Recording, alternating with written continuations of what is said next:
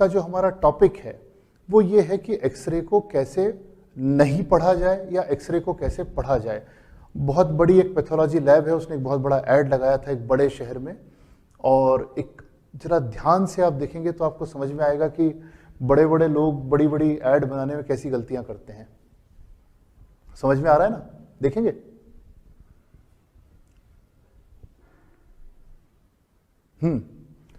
तो ये दीदी ने एक्सरे उल्टा पकड़ रखा है। हम भी लगभग कुछ कुछ ऐसा ही करते हैं कि हम एक्सरे को लेते हैं और उस पर टूट पड़ते हैं और डायग्नोसिस कुछ का कुछ बनता जाता है। आज हम सिस्टमैटिकली पढ़ेंगे कि एक्सरे को एक सिस्टम से कैसे देखा जाए और उससे डायग्नोसिस तक पहुंचने की कोशिश कैसे की जाए। अगेन मैंने भी बड़े बड़े दावे कर रखे हैं और मैं कोशिश करूंगा कि उस पर खरा उतरूं कि 2 घंटे में आपको एक्सरे देखना सिखा दूंगा। आपको भी पता है कि किसी भी तरह का एमडी रेडियोलॉजी का हो, चाहे या चेस्ट का हो या डीटीसीडी हो, ये सारे कोर्सेज जो एक्सरे पे बहुत निर्भर करते हैं, ये सारे कोर्सेज 2-2, 3-3 साल के होते हैं। तो 2 घंटे में आपको सिखा पाना, मैं ये नहीं कहूँगा कि इम्पॉसिबल है या बहुत मुश्किल है। मैं आपको एक सिस्टम बना के दूंगा, लेकिन आपको रोज उसकी प्रैक्टिस करनी पड़ेगी। आप जितने ज़्यादा एक्सरेज खुद देखेंगे, आप जितने ज़्यादा नॉर्मल एक्सरेज देखेंगे, उतना आप एबनॉर्मल पहचानना सीखेंगे। आप सभी लोगों ने कभी ना कभी अपने जीवन में खूब सारे एक्सरे देख रखे हैं, तो ऐसा नहीं कि आज मैं आपको पहली बार पहला एक्सरे दिखाऊंगा, मैं आपको उन्हीं एक्सरे देखने का एक नया नजरिया दिखाऊंगा। तो जितनी बार हम नए एक्सरेज को देखेंगे, नॉर्मल एक्सरेज को देखेंगे, नेट पे सर्च करके देखेंगे या कोई सिंपल सी किताब पढ़ेंगे एक्सरे मेड इजी टाइप की, तब हमें बेटर समझ में आएगा कि हम पहले क्या गलतियां करते थे और अब क्या नहीं करेंगे। तो आगे बढ़ते हैं। सबसे पहले बेसिक जनरल बात कर लेते हैं, तब तक और लोग भी जुड़ जाएंगे। 45 हो गए ऑलरेडी। तो एक्सरे हम क्यों करवाते हैं? एक्सरे एक अच्छा इन्वेस्टिगेशन क्यों है? क्योंकि एक्सरे इजीली अवेलेबल है, छोटे छोटे गांवों में, छोटे छोटे अस्पतालों में हो जाता है, सीटी स्कैन जहां उपलब्ध नहीं होते। फिर बहुत जल्दी से हो जाता है, 2 मिनट में एक्सरे करके डिजिटली अपलोड हो जाता है। सस्ता है, आज भी एक्सरे बेचारा 200, 300, 400, 500 में फाइट करता रहता है। फिर तुरंत निर्णय निकलता है, तुरंत डायग्नोसिस बनता है। जरूरी नहीं है कि आपको एक्सपर्ट रेडियोलॉजिस्ट लगने वाला हो। एमआरआई की रिपोर्ट इंटरप्रेट करने के लिए रेडियोलॉजिस्ट लगता है। तो इजीली अवेलेबल है, सस्ता है, तुरंत डायग्नोसिस बनता है। कई चीजों में तो एक्सरे जान बचाता है। यदि आपने किसी का न्यूमोथोरैक्स देख लिया और उसको तुरंत डायग्नोज कर लिया और उसको सेकंड इंटरकोस्टल स्पेस में एक नीडल डाल दी, आप उसकी जान बचा लेंगे। तो एक्सरे सस्ता, सुंदर, बहुत अच्छा एक डायग्नोस्टिक टूल है, तो इसको देखना तो हमको आना चाहिए। अब ऐसा नहीं कि एक्सरे रिपोर्टिंग के लिए भेजो या किसी को दिखा के पूछो। अगर हम क्लिनिक पे बैठे हैं, हम वार्ड में बैठे हैं, तो भी हमको एक्सरे देखना आना चाहिए। आईसीयू में तो खैर कोई बात ही नहीं है। तो एक्सरे की बुराइयां क्या है? हर चीज में अच्छाई है और बुराई है। एक्सरे की बुराई यह है कि रेडिएशन का एक्सपोजर होता है, हालांकि सीटी स्कैन से कम होता है, पर फिर भी रेडिएशन का एक्सपोजर होता है। केवल 2D में है। अब जब सीटी स्कैन्स आ गए हैं, एमआरआईज आ गए हैं, तो केवल एक 2 डायमेंशनल एक्सरे उतना उपयोगी नहीं रहा, पर क्विक इन्वेस्टिगेशन में आज भी इसका कोई तोड़ नहीं है। और हर बीमारी इसमें अच्छे से पकड़ में नहीं आती। अभी कोविड को लेके भी ग्रुप्स में भी बहुत सारे डिस्कशन चल रहे थे कि अगर कोविड को डायग्नोज कर सकते हैं कि नहीं एक्सरे से। कोविड को एक्सरे से डायग्नोज किया जा सकता है, पर अगर कोविड का वो न्यूमोनिया इतना बड़ा हो गया है एक्सरे में, तो काफी देर हो गई है। उससे बेटर है कि पहले सीटी करा लिया जाए और जब 2%, 5%, 8% का इन्फेक्शन है, तब पकड़ लिया जाए। तो एक्सरे में कोविड भी दिखता है, लेकिन सीटी स्कैन में जो मिनिमम लेवल का भी कोविड पकड़ में आता है, वो एक्सरे में नहीं आता।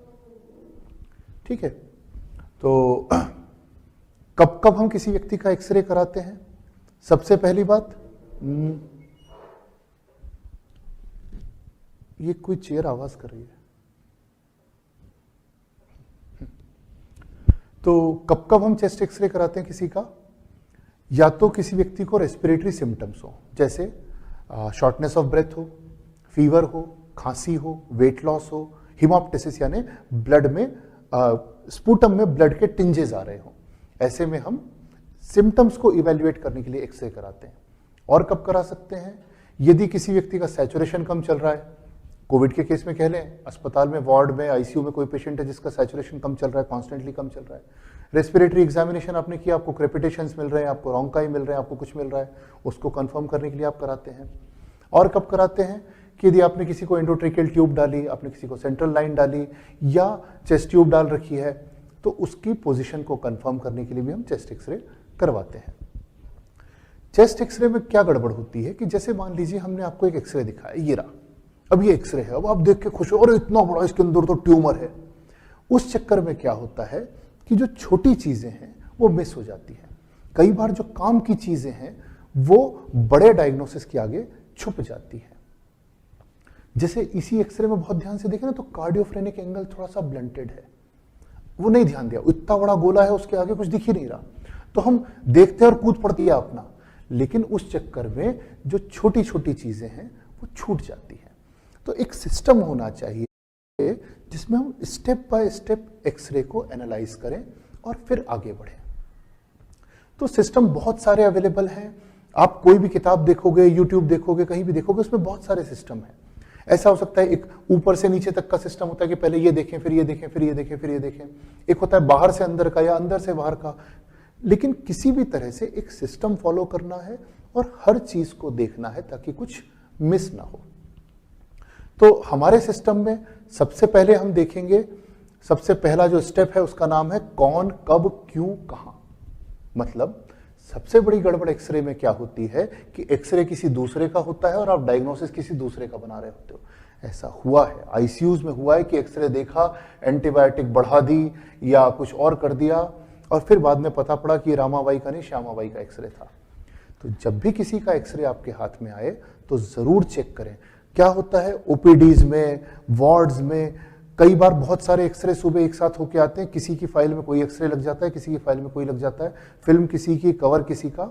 सबसे पहले चेक करें कि ये एक्सरे में जो पेशेंट है ये वही है जिसका हम देखना चाहते हैं। दूसरे, ये एक्सरे कब हुआ है। एक्सरे में सबसे इंपॉर्टेंट एक्सरे है जो इससे पिछला हुआ था। Which one is the most important X-ray? The X-ray before this one, because you can compare the two. आप देख सकते हो कि पहले से अब में क्या चेंज आया है। तो एक्सरे की एनालिसिस में पहली स्टेप क्या है कि किसका एक्सरे है, वही पेशेंट है कि नहीं जिसका देखना है। दूसरी है कब हुआ था, या अगर कोई पिछला एक्सरे हमारे पास है। तीसरा, क्यों किया गया, क्यों करवाया, क्या प्री ऑप के लिए करवाया है, क्या मेडिकल फिटनेस के लिए करवाया है, कहां पे हुआ है एक्सरे। मान लीजिए कि आईसीयू का है, नीचे जाके करवाया है, आईसीयू में एक्सरे हुआ है, आपके पास एक्सरे रिपोर्टिंग के लिए आए तो आपको कंफर्म करना है कौन, कब, क्यों, कहां, ताकि पहले उसका व्हाट अबाउट पता हो हमको, तब हम आगे बढ़ें।